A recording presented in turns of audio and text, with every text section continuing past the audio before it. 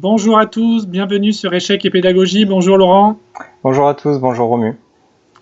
Donc aujourd'hui, une petite partie commentée qui en fait n'est pas innocente. Le choix a été dicté par une vidéo qu'on a publiée récemment sur Marc-Andrea Morizzi, donc qui était notre invité. Et il nous a présenté au cours de cette interview une de ses parties qu'il avait jouées lorsqu'il était jeune, enfin très jeune on va dire, il avait 10 ans. Et il a joué une partie qui nous a rappelé une magnifique performance du jeune Kasparov qui avait 12 ans face au très fort grand maître Oleg Romanichin. Et donc aujourd'hui, on s'est dit que c'était peut-être intéressant de faire le parallèle entre les deux parties et de vous présenter donc cette partie jouée en 1975 lors d'une simultanée jouée par le grand maître donc Romanichin face à Kasparov, qui donc je le répète avait 12 ans. Donc on va voir tout le génie de Kasparov s'exprimer au cours de cette partie. Alors allons-y. Donc, ce qui nous a fait penser à cette partie, lorsque Marc-Andrea nous a présenté la sienne, c'est évidemment l'ouverture, puisque les deux parties ont commencé par F4. C'est quand même pas le premier coup le plus fréquent, et il était très facile de faire le parallèle entre les deux. On va passer assez rapidement sur l'ouverture. Kasparov a joué D5, cavalier F3, cavalier F6. Ici, le coup E3. Donc, pour ceux qui sont pas... On va avancer encore une fois. Voilà. Pour ceux qui ne sont pas très familiers de cette ouverture bird avec les blancs, l'objectif des blancs est de prendre avec leur pion le contrôle de la case, pas de la case, mais de la diagonale, de la grande diagonale A1, G7, de telle sorte que leur fou, lorsqu'il va s'installer en fianchetto, devienne extrêmement puissant le long de cette diagonale. Les noirs ont du mal à s'opposer à ce fou. Voilà, c'est l'idée basique, on va dire, de ce système. Donc Kasparov ne se casse pas trop la tête, se développe gentiment. Cavalier BD7, fou B2. Et maintenant, un coup bien plus riche que ce qu'on pourrait penser au premier abord, le coup C6. Alors Romu, qu'est-ce qui se cache derrière ce petit coup de pion?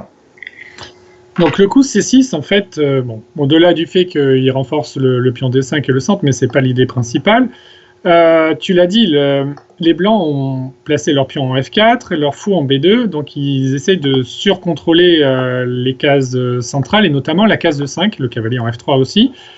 Et donc par C6, en fait, Kasparov a pour projet de contester ce contrôle de la case de 5 en plaçant sa dame notamment sur la case C7 et ensuite préparer donc la poussée E7-E5 qui lui permettra de contester donc ce contrôle de la case de 5 et de libérer ses pièces. Si les noirs arrivent à jouer ce coup, on imagine bien que les noirs auront résolu pas mal de leurs problèmes d'ouverture. Donc avec les blancs, Romanichin a joué fou E2. Ok. Il continue son développement. Dame C7 comme on l'a dit. Là, Romanichin a joué petit roc. Donc on pouvait... Pour les amateurs de Stonewall, il y a aussi dans ce genre d'ouverture la possibilité de jouer D4. Alors est-ce que c'est meilleur ou moins bon que ce qu'a fait Romanichin? C'est pas le sujet de notre vidéo, mais sachez que lorsque le pion blanc arrive en F4, voilà, une des possibilités c'est de transformer la structure vers ce qu'on appelle la structure Stonewall, avec notamment un pion en F4, un pion en E3 et un pion en D4, qu'on peut aussi également jouer avec les noirs d'ailleurs. Donc c'était pas du tout l'ambition de Romanichin dans cette partie, et il a préféré simplement faire le petit roc. Et donc maintenant, Romu, on arrive à d'ores et déjà une position critique, parce que Kasparov va prendre une décision qui va influencer tout le reste de la partie.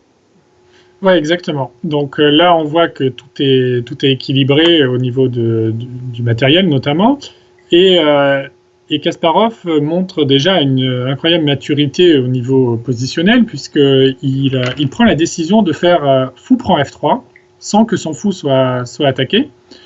Alors cet échange a une idée bien précise, c'est que maintenant donc, le matériel est déséquilibré. On voit que les noirs possèdent 2 cavaliers et un fou de case noire contre 2 fous et un cavalier. Donc là, on peut peut-être faire référence aux vidéos que l'on a faites sur les tandems notamment et sur le jeu de couleurs en particulier. Donc, par ce déséquilibre matériel, en fait, Kasparov possède 3 pièces mineures qui sont capables de contrôler les cases noires, tandis que les blancs n'en possèdent que 2, le fou B2 et le cavalier B1, puisque le fou F3 étant un fou de case blanche.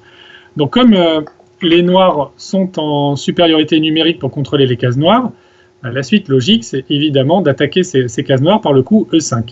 Donc on voit la profondeur du plan qui avait débuté par C6, dont on a parlé tout à l'heure, C6, Dame C7, et tout ça était connecté avec cet échange en F3 pour pouvoir attaquer les cases noires par E5. Exactement, ouais. Donc comme tu dis, pour un joueur d'un si jeune âge, on rappelle que Kasparov avait 12 ans au moment où il a joué cette partie, c'est déjà quand même extrêmement profond. Alors son adversaire Romanichin refuse de jouer le coup auquel on aurait pu s'attendre. On aurait pu penser que Romanichin allait jouer le coup F prend E5, mais après cavalier prend E5, on voit un fort potentiel d'attaque pour les noirs, notamment lié à cette batterie Dame C7 fou D6 qui va survenir, donc avec beaucoup de pression là-bas vers H2, mais le reste de la stratégie va pouvoir s'appliquer, parce qu'on a notamment nos 2 cavaliers qui pourraient à un moment donné venir sur G4, avec bien entendu le soutien du pion sur H5. Donc si vous imaginez un cavalier sur G4, un fou en D6, une dame en C7, on voit bien le potentiel d'attaque des noirs en direction du roi de l'adversaire. On se doute aussi que ici Kasparov avait plutôt prévu de faire le grand roc. Donc Romanichin, qui a oublié d'être naïf, n'entre pas dans cette solution de facilité pour les noirs et tente le coup D3, alors qui a pour premier objectif de contrôler la case E4 pour éviter que le pion franchisse la ligne médiane. Ça prépare aussi cavalier D2 et par la même occasion ça sacrifie un pion en Romu. Alors pourquoi est-ce que Romanichin se permet ce sacrifice ?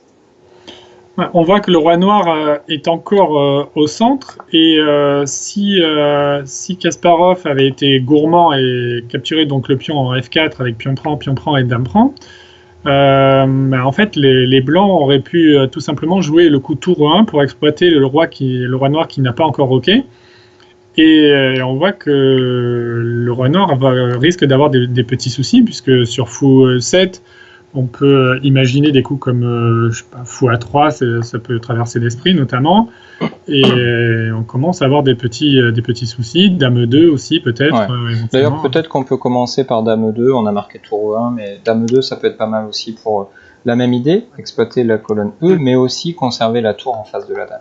Voilà. Ouais. Bon, en tout cas, même sans entrer dans les détails, on comprend bien que le centre est en train de s'ouvrir, et celui qui va en bénéficier, c'est celui qui mène les pièces blanches, puisque le roi noir sera trop exposé. Ouais, complètement. Donc Kasparov, lui aussi, n'est pas naïf, et continue dans sa stratégie d'attaque des cases noires dont tu nous as parlé, avec fou D6.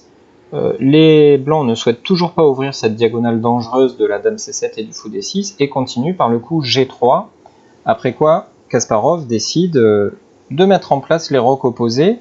Donc ça pourrait paraître osé, Romu, face à un grand maître expérimenté comme Romanichin, mais Kasparov suit sa stratégie, et peu importe qui est son adversaire. Oui, bon, de toute façon, il est connu de tous que Kasparov avait une énorme confiance en lui, et jouait avec une énergie incroyable, et ce depuis son plus jeune âge. Et je ne pense pas qu'il était particulièrement impressionné par le fait de jouer contre un des meilleurs joueurs de l'époque.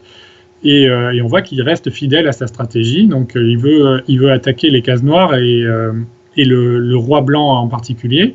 Et donc évidemment il va faire grand roc, il choisit les rocs opposés, et ça promet une suite de parties assez animée, en tout cas du côté des noirs. Et donc là, Romanichin a compris qu'il fallait quand même réagir, et il a joué C4, qui est un coup évidemment naturel pour attaquer un peu le centre, éventuellement être capable d'ouvrir la colonne C, sur laquelle se trouvent la dame et le roi noir. Ouais, effectivement, les blancs doivent réagir, il y a les rocs opposés, il faut faire la course. Donc cette position, c'est souvent la position Romu qu'on donne dans nos cours comme la position critique de la partie, parce que ici, Kasparov va faire une série de coups à la fois très forte, mais surtout très instructive. Oui, Donc, on l'a dit, on imagine qu'en faisant Grand Rock, Kasparov avait pour projet d'attaquer le roi. Donc, lorsqu'on souhaite attaquer sur une aile, il est important au préalable de stabiliser la situation centrale et pour éviter que l'adversaire puisse réagir au centre et contrarier nos plans. Donc ici, c'est exactement ce qu'a fait Kasparov et il a parfaitement compris en jouant le coup D prend C4.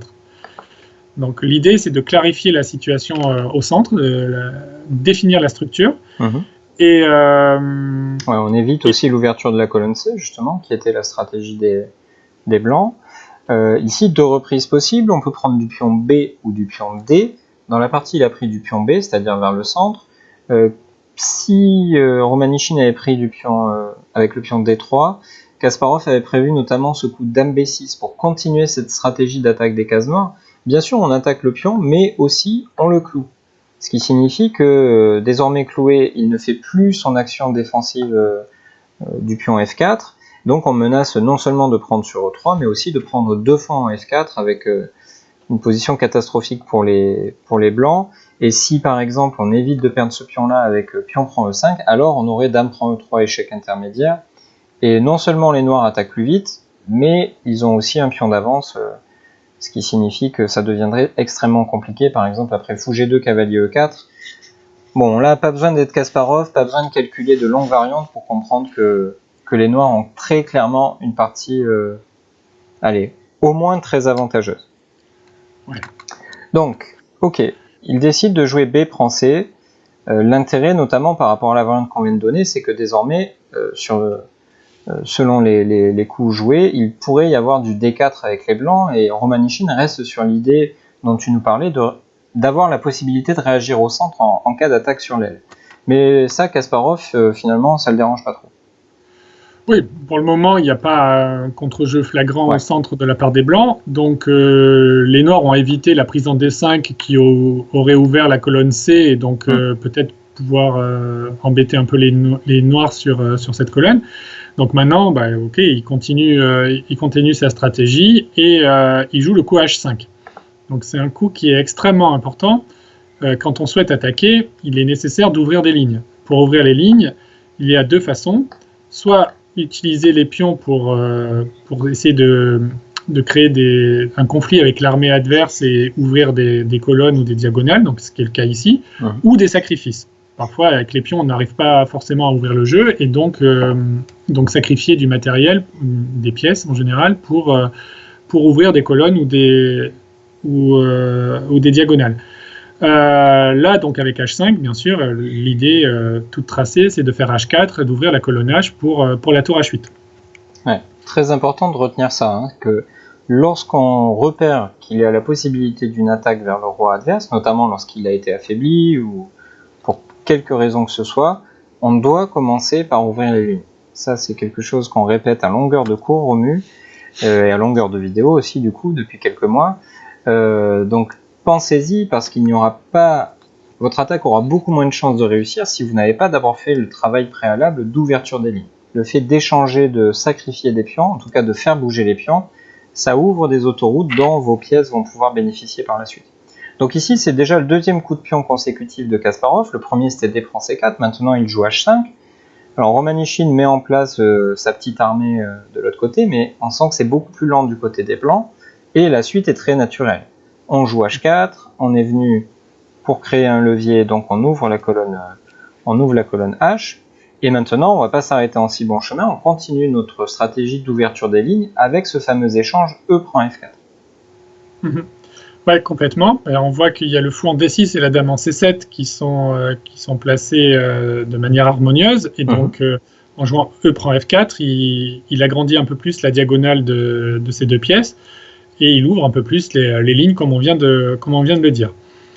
Et le prochain coup de Kasparov est vraiment significatif de cette volonté à tout prix d'ouvrir le jeu.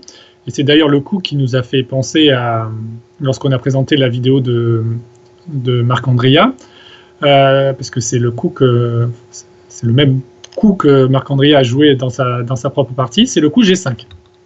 Effectivement. Donc 6e coup de pion consécutif pour Kasparov, qui est en train de nettoyer l'échiquier d'un maximum de pions. Et voilà, là, il n'y a pas besoin d'être un super grand maître pour comprendre que désormais, il y a beaucoup de lignes ouvertes dont les pièces noires vont pouvoir bénéficier, notamment au niveau des cases noires. Comme tu nous l'as dit, Romu, on a plus de pièces pour attaquer les cases noires que notre adversaire, donc on essaie de privilégier notre attaque sur cette couleur-là. Et donc par ce dernier levier, on voit notamment le pion G3 qui va être pris pour cible, et bon, le roi blanc se retrouve tout nu finalement. Il est logique que ça se termine mal pour lui. Ouais, donc juste le seul inconvénient, mais on va voir que c'est pas très grave, c'est l'ouverture de la diagonale du fou B2, la diagonale A1 H8. Et donc d'ailleurs, c'est ce que va essayer d'exploiter par son prochain coup Romanichin, cavalier E4. Il veut essayer de tirer profit de cet affaiblissement de la diagonale, mais on va voir que c'est pas vraiment ce qui va arrêter Kasparov dans son entreprise de destruction massive du roi blanc, pardon. Donc avec cavalier E4, il met une pression sur le cavalier F6, et derrière il y a la tour H8. Mais on imagine bien que déjà à 12 ans, Kasparov ne rechignait pas à sacrifier du matériel, et avec cavalier prend E4, il continue donc à viser le roi blanc, et il est prêt pour cela à sacrifier la tour H8. Oui, qui d'ailleurs, si elle était prise, nous laisserait le coup cavalier prend G3, et là les blancs vont se faire déborder. Ils ont une qualité en prise, un fou aussi, le pion F4 qui est attaqué 3 fois, sans compter qu'on a des coups comme fou C5 échec qui peuvent se présenter. Donc les noirs ont l'attaque, même matériellement il n'y a pas de souci pour eux. Donc on veut pas entrer dans les détails de cette partie, pas dans les détails tactiques en tout cas par A plus B, mais voilà, intuitivement on sent que les blancs ne vont pas pouvoir résister. Donc Romanichin n'a pas pris la tour, il a il a choisi de faire D prend E4. On sent une petite envie de fermer les cases noires, notamment si on arrivait à jouer E5, mais maintenant c'est trop tard, quoi. Le roi noir est absolument en sécurité, derrière son armée ici solidement placée. Il n'y a aucune chance de contre-attaque de la part des blancs, ou en tout cas ce serait très lent, et à l'inverse, le roi blanc est extrêmement exposé, son roc est ouvert aux 4 vents, et forcément les pièces noires qui sont extrêmement actives vont arriver jusqu'à lui, et ça va mal se finir pour lui. Ouais, complètement, il n'y a pas d'abri sûr, et même avec la meilleure volonté du monde, on va avoir du mal à contenir l'ouverture du jeu. Et là, le jeu est assez simple, pas besoin de s'appeler Kasparov, tour H-G8. Donc il place la tour simplement en face du roi adverse, il menace pion prend F4, E5, fou C5 échec, le fou se remobilise sur une autre diagonale, roi G2 et pion prend F4. Ouais, et là ça y est, tout s'effondre. On voit le travail de sape des pions de Kasparov a tout à fait rempli sa mission.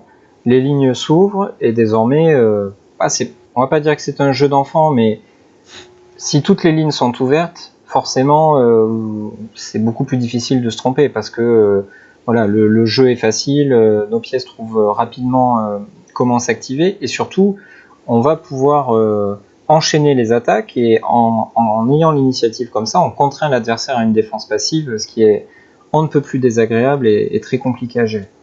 Donc ici, la menace est tour prend G3, le pion est cloué, il n'y a pas d'autre moyen de le défendre que de l'avancer en G4, mais maintenant, cavalier prend E5 arrive, on attaque le fou, bien sûr, on attaque le pion G4, on libère l'action de la tour qui rêverait d'arriver sur D2, et on s'approche de la fin tout simplement. Alors Romanichin essaie de se battre, il joue quand même contre un enfant de 12 ans, donc avec toute son expérience, il va essayer de lui tendre quelques pots de banane, mais ça ne va pas être suffisant contre un génie tel que Kasparov. Donc ici, Romu, toi ou moi, on aurait été très matérialiste, on aurait joué cavalier D7, mais on n'a pas le même niveau que le 13e champion du monde. Oui, c'est ça. Effectivement, les Noirs auraient pu se contenter de cavalier D7 et garder l'avantage matériel avec l'attaque. Mais Kasparov choisit dame D7, donc un très joli coup. L'idée étant que les blancs ne peuvent pas vraiment prendre le cavalier en E5, puisque là, les noirs auraient à leur disposition tour prend G4. Donc c'est ce qu'on disait tout à l'heure, l'ouverture du jeu passe soit par un jet de pion, soit par un sacrifice. Donc là, c'est par un sacrifice. Donc après, fou prend, dame prend, on comprend que le pauvre roi blanc va se faire mater en quelques coups. Voilà, avec comme tu viens de le montrer. Le fou noir et la dame, voilà, qui font un travail formidable ensemble. Donc Kasparov calcule bien, c'est pas vraiment un scoop. Et donc ça force l'échange de dames après dame prend D7. Ça force l'échange des dames. Et bon, on a peut-être pas pu mater le roi, mais on a une position absolument écrasante. Hein. Ouais, c'est deux pions de plus des pions faibles chez les blancs.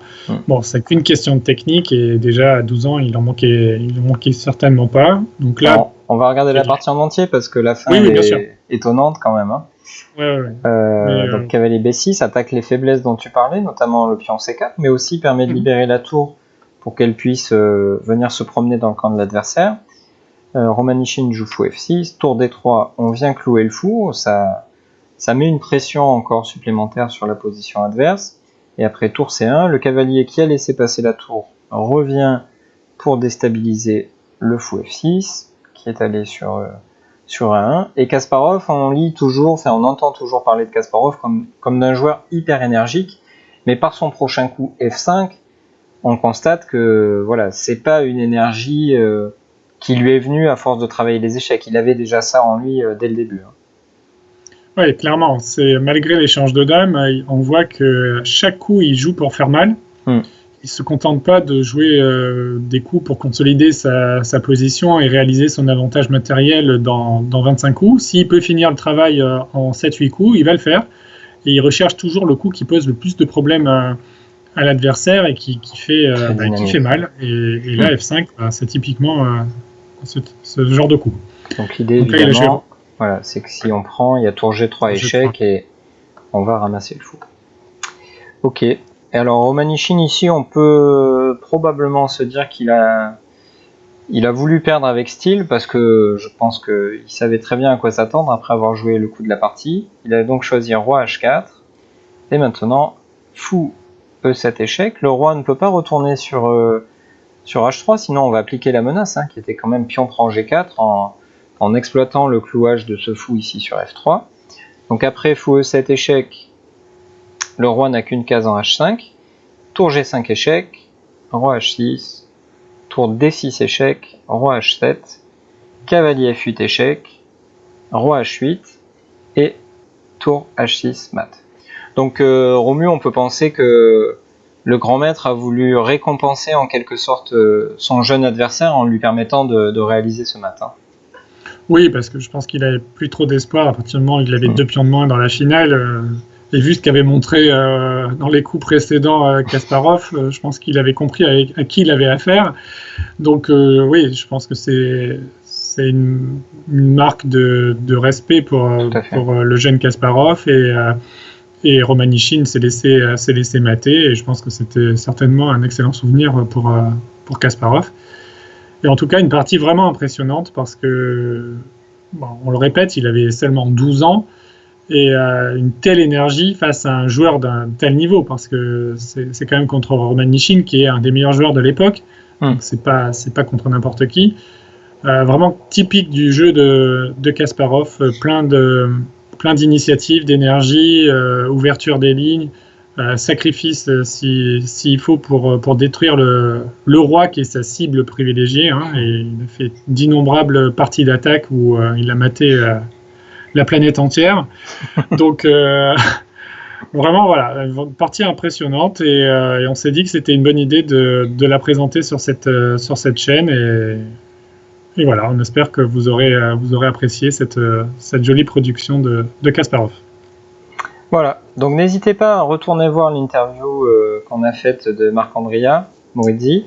Voilà, et vous pourrez comparer le jeu de ces deux jeunes champions au moment où ils ont joué leur partie. Il y a pas mal de similitudes, donc évidemment on souhaite à Marc-Andrea le même parcours et la même carrière que Gary, même si ça s'annonce quand même compliqué. Il n'y a pas beaucoup de gens dans l'histoire des échecs qui ont de telles carrières, mais en tout cas, le style de leur partie nous a semblé suffisamment proche pour qu'on puisse faire voilà, pour qu'on puisse faire le rapprochement justement.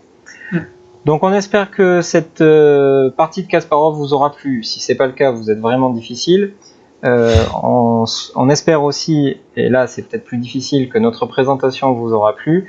N'hésitez pas à nous laisser en commentaire vos impressions sur ces parties, sur le parallèle qu'on a fait entre Marc Andreïa et Garry Kasparov. Et comme d'habitude, on vous invite à liker notre vidéo, à la commenter, je l'ai déjà dit, à vous abonner à la chaîne, à partager notre vidéo, partager notre travail si vous pensez qu'il pourrait être utile à certaines personnes dans votre entourage qui souhaitent progresser aux échecs. On vous dit à très vite sur notre chaîne. Au revoir, à bientôt.